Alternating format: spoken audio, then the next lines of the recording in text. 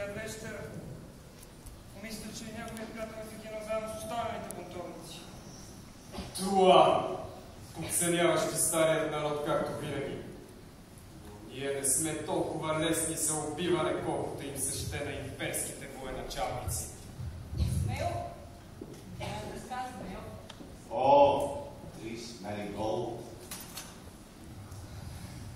Не мога да повярвам, че виждам същите си една от най-почестите магиосници на нашето време.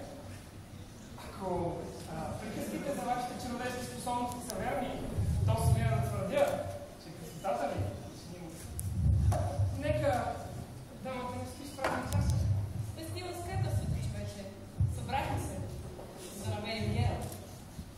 Поел е по опасен път и знам, че без нашата помощ той ще бъде напълно. Така е. Та бъди любезен човече и налей до горе на бедния артист,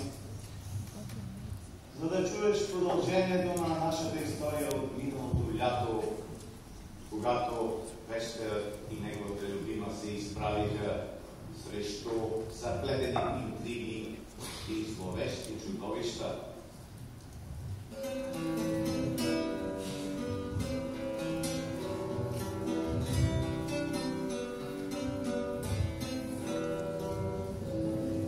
Неговата любима стоеше